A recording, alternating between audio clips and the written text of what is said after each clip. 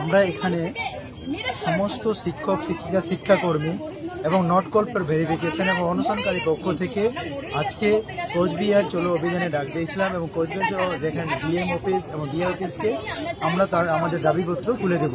সেই দাবিপত্রের মধ্যে রয়েছে যে 22 লক্ষ যে অমার রয়েছে সেই অমারটাকে প্রকাশ করতে হবে অবিলম্বে, সাথে সাথে যে বেআইনি নোটিশ মানে দিয়েছে সেই নোটিশটাকে প্রত্যাহার করতে হবে এবং এই জ্বলন্ত যে সমস্যা রয়েছে সেই জ্বলন্ত সমস্যাটাকে বিধানসভার জরুরি অধিবেশন থেকে তা দূর করতে হবে।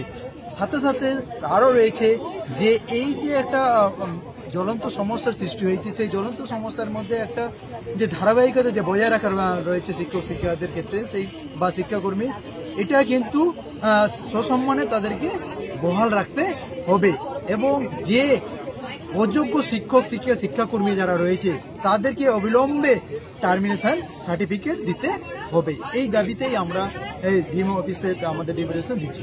আপনারা আজকে মোট কতজন আছেন এখানে, মোট শিক্ষক শিক্ষিকা বা শিক্ষাকর্মী?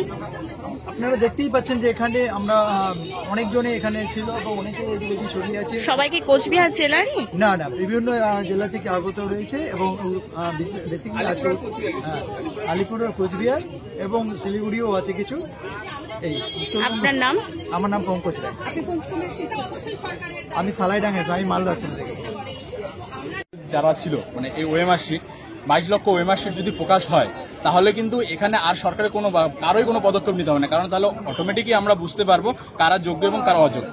প্রথম কথা, আমাদের প্রথম থেকে আমাদের ভুলটা উল্টো বাস্তে ঘুরাচ্ছে। যদি 22 লক্ষ ওএমআর শিট যদি প্রথমে প্রকাশ হয় তাহলে আমরা সাধারণভাবে বুঝে যাব যে কারা যোগ্য ছিল, তাহলে কোনো কেস হবে না এবং আমাদের বিরুদ্ধে কোনো অ্যালিগেশন আসবে না। এবং যারা ওয়েটিংয়ে আছে নট ফর কল, তাদের মধ্যে থেকে হয়তো যারা যোগ্য আছে, যারা অনেক কোর্টে ঘুরেছে বা এতদিন ধরে যারা চাকরি পায়নি ও যোগ্য ছিল, তারাও কিন্তু চাকরি পাবে। আর যারা অযোগ্য আছে অর্থাৎ টাকার বিনিময়ে চাকরি পেয়েছে অথবা ঘুর পথে চাকরি পেয়েছে, নেতা মন্ত্রী ধরে চাকরি পেয়েছে, তারা কিন্তু থাকবে না, অটোমেটিকই তাদের চাকরিটা বাতিল হয়ে যাবে। সরকারের উচিত ছিল এবং সেই সঙ্গে সঙ্গে কোর্টে যারা ছিল তাদেরও, যা লয়ার ছিল তাদেরও কিন্তু উচিত ছিল সেটাই করা, যে 22 লক্ষ ওএমআর শিট টোটাল আছে সেটাকে রিএভ্যালুয়েশন করা। রিএভ্যালুয়েশন করলে তাহলে কিন্তু সেখান থেকে যারা যোগ্য ছিল তাদের নামটা কিন্তু ঠিক উঠে আসতো, আর তাহলে কিন্তু এখানে চাকরি বাতিল হতো না।